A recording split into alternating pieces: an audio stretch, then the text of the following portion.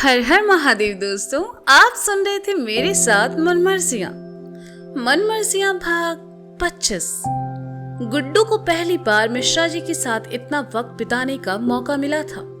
गुड्डू तो इस बात से ही खुश हो गया, लेकिन जब मंदिर वाली बात याद आई तो परेशान हो गया। गुड्डू अपने कमरे में चला आया।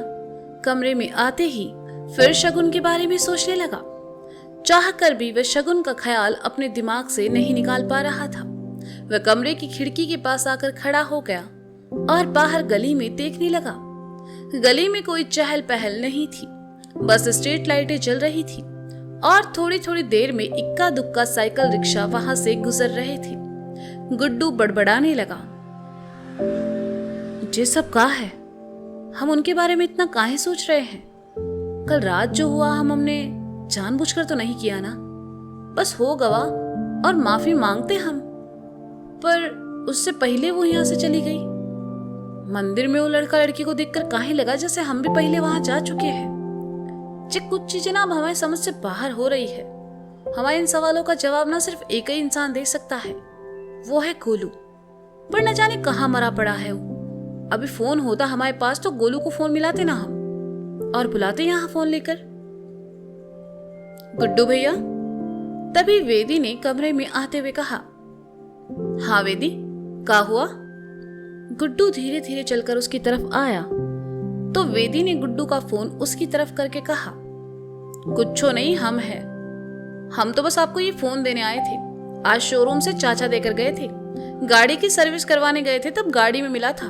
2 दिन से आपको देना चाह रहे थे, लेकिन आना नहीं हुआ। आज शाम में हम गए थे अपनी सहेली के साथ, तब हमें दे दिया। जे लो अपना फोन।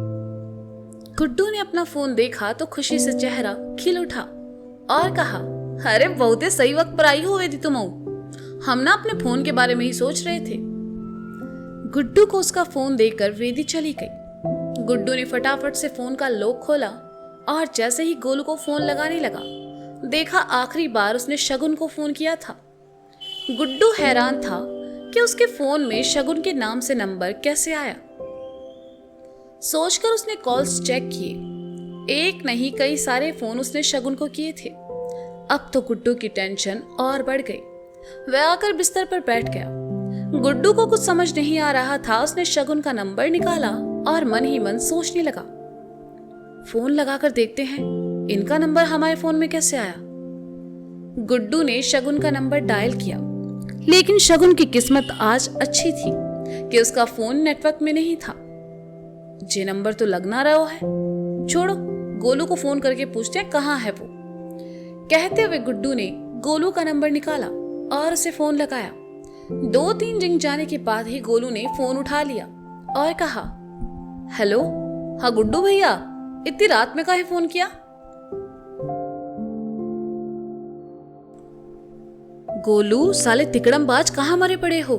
घर काहे नहीं आते? गुड्डू ने गुस्सा होते हुए कहा। अरे भैया बिजी थे थोड़ा, बताओ क्या हुआ? गोलू ने कहा। हो कहा तुम, जे बताओ, हमें ना तुमको बहुत कुछ बताना है। गुड्डू ने कहा। हम बनारस में हैं। जल्दी जल्दी में गोलू के मुंह से निकल गया। सामने खड़ी शगुन ने सुना तो सर पर हाथ दे मारा। गोलू ने देखा तो उसे समझ आया कि गुड्डू को सच नहीं बताना था। वह अपनी बात बदल पाता इससे पहले ही गोलू बोल पड़ा, बनारस में क्या कर रहे हो बे? वो भी अकेले? साले हमको पूछा तक नहीं, यही थी तुम्हारी दोस्ती? अरे भैया कोई रिश्तेदार सुलट गई, उसी के लिए आए हैं। गोलू कुछ भी बोले जा रहा था। का रिश्तेदार? कौन रिश्तेदार बे? तुम्हारे तो सारे रिश्तेदार या तो कानपुर में है या कानपुर के आसपास। बनारस में तो दूर दूर तक तुम्हारा कोई रिश्तेदार नहीं है। गोलू लपेटे में ना लो हमें, सच बता रहे हैं। बताओ क्या बात है और क्या कर रहे हो वहां? गुड्डू ने कहा, अरे भैया सच में, हम काहे झूठ बोलेंगे। पिताजी के कोई दूर के रिश्तेदार होंगे, खुद नहीं आए तो हम उठे वेल ले तो हमें भेज दिया। गोलू ने कहा। गुड्डू को गोलू की बातों पर थोड़ा थोड़ा यकीन होने लगा तो उसने नरम होकर कहा, अच्छा जे बताओ वापस कब आओगे? 2 दिन में आ जाएंगे। गोलू ने कहा। यार तुम भी नहीं और ऊ भी चली गई। गुड्डू ने उदास होकर कहा। तो गोलू ने फोन स्पीकर पर डालकर शगुन की ओर करके पूछा, ऊ कौन? अरे वो हमारे पिताजी के दोस्त की बिटिया आई थी ना हमारे घर, उसकी बात कर रहे हैं, गुड्डू ने कहा। शगुन ने सुना तो मुस्कुरा उठी, लेकिन गोलू ने शगुन को चुप रहने का इशारा किया और फिर गुड्डू से कहा, वो काहे चली गई? यार गोलू, हमसे ना एक तो गलती हो गई, गुड्डू ने थोड़ा धीमे स्वर में कहा। का किए? गोलू ने पूछा। वो हम ना पिछली रात उनके साथ ही बैठे थे सीढ़ियों पर, हमारी अच्छी बन रही थी उनसे, बातें बातें भी हो रही थी। उनको नींद आई तो वो हमारे कंधे पर सर रखकर सो गई। उन्हें उठाने के चक्कर में हमारे होठ उनके गाल से लग गए और उनको लगा हमने जानबूझकर ये किया। इसी बात से नाराज होकर वो चली गई। हम तो उनसे सॉरी भी नहीं बोल पाए, गुड्डू ने डरते डरते कहा।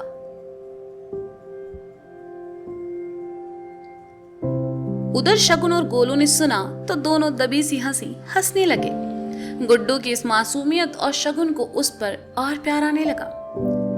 हम जानबूझकर नहीं किए गोलू, कसम से, गुड्डू ने फिर कहा तो गोलू ने अपनी हंसी रोकी और कहने लगा, देखो भैया, ऐसा है, उनको भी पता है कि तुम जानबूझकर नहीं किए। अगर उनको बुरा लगता ना तो मिश्रा जी से कही देती।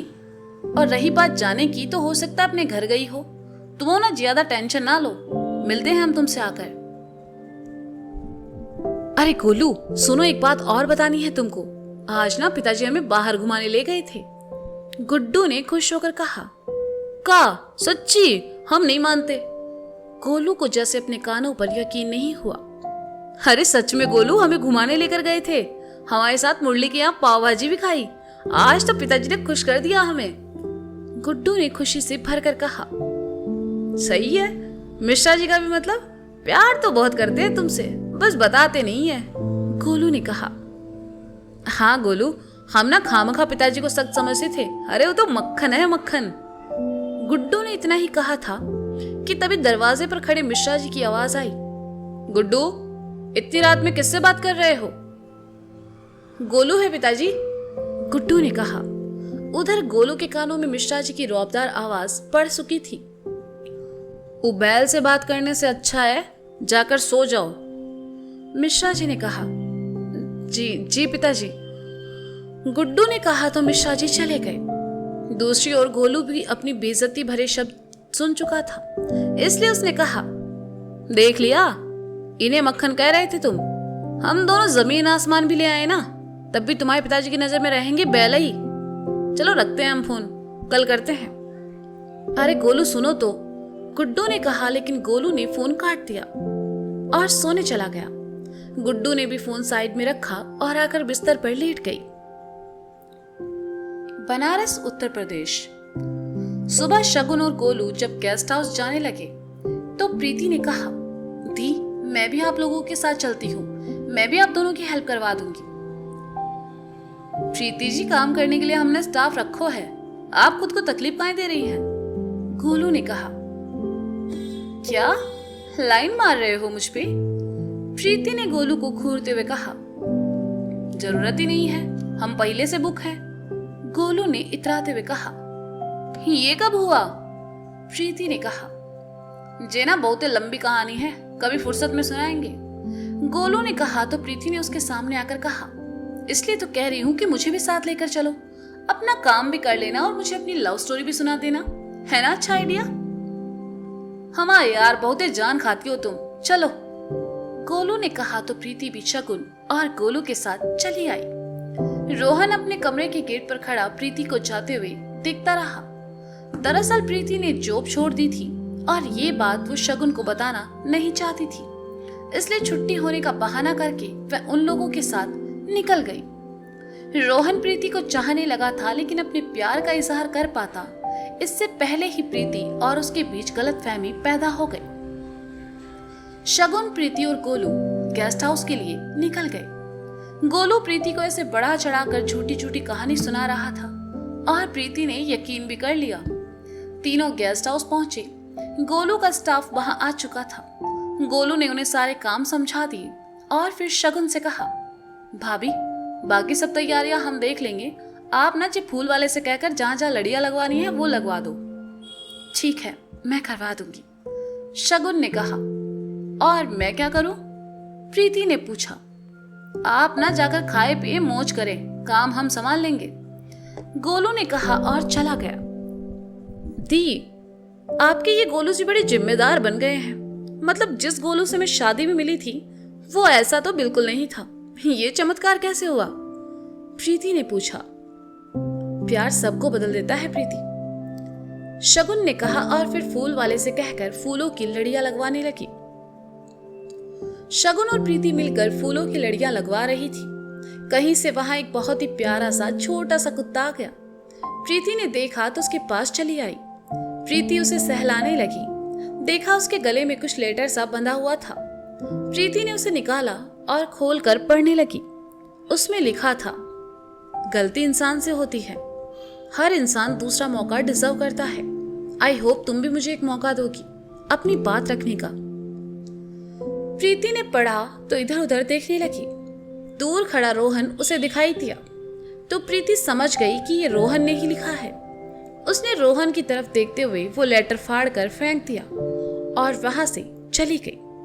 बेचारा रोहन एक बार फिर उदास हो गया। कुछ देर बाद प्रीति घूमते हुए गेस्ट हाउस के लॉन की तरफ पहुंची। लॉन काफी खूबसूरत था, बहुत सारे सुंदर सुंदर पेड़ पौधे। प्रीति वहां लगे फूलों को छूकर देखने लगी। तभी गोलू के स्टाफ का एक लड़का वहां आया और एक फूल और कागज देकर कहा, ये आपको देने के लिए कहा है। किसने? प्रीति ने कागज और फूल लेकर कहा, आप देख लीजिए मैडम, कहकर लड़का वहां से चला गया। प्रीति ने कागज खोलकर देखा जिसमें लिखा था, जानता हूं तुम मुझसे नाराज हो, नाराजगी जायज है, पर तुम्हारा दिल इस फूल से भी ज्यादा नाजुक है। एक बार माफ करके तो देखो, वादा करता हूं जिंदगी में कभी शिकायत का मौका नहीं दूंगा। प्रीति ने पढ़ा तो उसका दिल थोड़ा सा पिघला, लेकिन फिर एकदम से गुस्सा आ गया। उसने इधर उधर देखा पर रोहन नजर नहीं आया। प्रीति वापस अंदर चली आई। यहाँ वह बोर हो रही थी, इसलिए शगुन से कहकर घर जाना चाह रही थी, लेकिन शगुन उसे नहीं मिली, जाने कहां गायब हो गई। प्रीति उस तरफ आई जिस तरफ शगुन फूलों की लड़ियां लगवा रही थी। प्रीति ने देखा शगुन वहां भी नहीं है। चलते चलते उसकी नजर फूलों की लड़ियों पर गई, जिनमें से एक लड़ी नीचे लटकी हुई थी, शायद अपने हुक से निकल गई थी। दी ने इतना अच्छा डेकोरेट करवाया है, लेकिन इस एक लड़ी पर ध्यान नहीं दिया। रुको, मैं इसे ठीक कर देती हूँ। कहते हुए प्रीति ने सामने पड़ी कुर्सी को खींचा और उस पर चढ़कर फूलों की उस लड़ी को हुक में लगाने लगी। उसका हाथ उस हुक तक पहुंच ही नहीं पाया, तो उसने एक पैर कुर्सी के हत्थे पर रखा और हुक लगाने की कोशिश की, लेकिन वह ऐसा कर पाती इससे पहले ही उसका पैर लड़खड़ाया और वह गिरने लगी। वह गिरती उससे पहले ही रोहन आया और प्रीति उसकी बाहों में आ गिरी। दोनों की नजरें एक दूसरे से मिली और दोनों एक दूसरे की आंखों में देखने लगे। दोनों के दिल के तार एक ही लय से जुड़े थे और धड़क रहे थे। एक टक दोनों एक दूसरे को देखे जा रहे थे। प्रीति की आंखों में रोहन को लेकर जो गुस्सा था वो अब खत्म हो चुका था। वहीं रोहन की आंखों में प्रीति को अपने लिए एक अलग ही कशिश नजर आ रही थी। प्रीति की आवाज सुनकर शगुन और गोलू दौड़कर उस ओर आए, पर जब रोहन और प्रीति को साथ देखा तो शगुन के कदम रुक गए। आज से पहले उसने प्रीति को सिर्फ बच्चों की नजर से देखा था, लेकिन आज प्रीति उसे एक परिपक्व लड़की नजर आ रही थी। गोलू ने देखा तो धीरे से शगुन से कहा, हमें तो कल ही पता चल गया था कि कुछ तो पक रहा है इनके बीच। शगुन ने प्रीति और रोहन की तरफ बढ़ते हुए कहा। रोहन ने शगुन को वहां देखा तो प्रीति को अपनी गोद से उतारा और कहा, दी वो मैं बस जो कुर्सी पर चढ़कर फूल लगाए रही होंगी, पैर फिसला होगा, तुम वो इधर से गुजर रहे होंगे और तुमने आकर इनको बचा लिया, यही कहानी होगी। गोलू ने टूथपिक से अपने दांत कुरेदते हुए कहा। हाँ, ऐसा ही हुआ था, रोहन ने थोड़ा झिझकते हुए कहा, जो कि सच भी था। देखो बेटा, ऐसा है जैसे ना हर हिंदी रोमांटिक फिल्मों में 50 बार देख चुके हैं, और हम तो वैसे भी कनपुरिया हैं, लौंडा देखकर बता देते क्या चल रहा है मन में। गोलू ने ऐसे ही रोहन को थोड़ा डराते हुए कहा। गोलू जी, मैं बात करती हूँ, शगुन ने आगे आकर कहा और फिर रोहन से पूछा, रोहन तुम यहाँ क्या कर रहे हो? दी, कल यहाँ मेरे दोस्त की शादी है, उसी ने मुझे किसी काम से यहाँ बुलाया था, इधर से गुजर रहा था तो ये सब, मेरी कोई गलत इंटेंशन नहीं थी। रोहन ने शगुन की आंखों में देखते हुए कहा, इट्स ओके रोहन, मैं जानती हूँ, अब आ ही गए हो तो चलो साथ में खाना खाते हैं। कहते हुए शगुन प्रीति, गोलू और रोहन को लेकर वहां से खाने वाली साइड चली आई। भाभी आप लोग बैठो, हम बोल कर आते हैं। कहते हुए गोलू वहां से चला गया। शगुन ने रोहन की तरफ देखा और कहा, गोलू जी की बात का बुरा मत मानना, वो क्या है ना कि थोड़े से मुंहफट है, जो मन में होता है बोल देते हैं। अरे नहीं दी, मुझे बुरा नहीं लगा, बल्कि मुझे तो उनका टोन बहुत पसंद है, रोहन ने कहा। गोलू भी आकर बैठ गया और कुछ देर बाद चारों खाना खाने के लिए बैठे। शगुन के साथ बैठकर आज प्रीति को थोड़ा असहज लग रहा था। जब से शगुन ने प्रीति को रोहन की बाहों में देखा था, तब से ही प्रीति शगुन से नजरें चुरा रही थी। प्रीति ने अपनी प्लेट उठाई और कहा, दी मैं वहां बैठकर खाऊंगी, आप लोग खाइए। प्रीति को जाते देखकर गोलू समझ गया कि शगुन को रोहन से अकेले में बात करनी होगी, इसलिए उसने भी उठते हुए कहा, अरे प्रीति जी रुकिए, हम भी आते हैं, साथ में खाएंगे। आ जाइए गोलू जी, दूर सीढ़ियों पर बैठी प्रीति ने कहा तो गोलू भी उस तरफ बढ़ गया। रोहन को अकेला देखकर शगुन ने कहा, तो कब से चल रहा है ये सब? थी ऐसा कुछ भी नहीं है, रोहन ने घबराते हुए कहा। रोहन, मैं प्रीति की बड़ी बहन हूं, उसके मन में क्या चल रहा है समझ जाती हूं, अब तुम बताओ पसंद करते हो या नहीं उसे? शगुन ने सहजता से कहा, दी एक्चुअली मैं उसे पसंद करता हूं, बहुत पसंद करता हूं, बस कुछ मिसअंडरस्टैंडिंग हो गई है, उसे दूर करने की कोशिश कर रहा हूं। शगुन के साथ सहज होकर रोहन ने भी अपनी फीलिंग्स जाहिर कर दी। शगुन मुस्कुरा उठी और सीढ़ियों पर बैठी प्रीति को देखते हुए कहा, वो ऐसी ही है, किसी से गुस्सा हो जाए तो जल्दी मानती नहीं है, अगर तुम्हारी फीलिंग जेन्युइन है तो वो जरूर मान जाएगी। थी आपको बुरा नहीं लगा मैं और प्रीति ऐसे? शगुन को इतना फ्रैंक देखकर रोहन ने कहा। शगुन मुस्कुराई और कहा, जिनका खुद का प्यार अधूरा हो ना, वो दूसरों का प्यार पूरा करने की कोशिश करते हैं। रोहन शगुन को मुस्कुराते हुए देखने लगा। इस वक्त शगुन की आंखों में जो दर्द था वो रोहन को साफ नजर आ रहा था।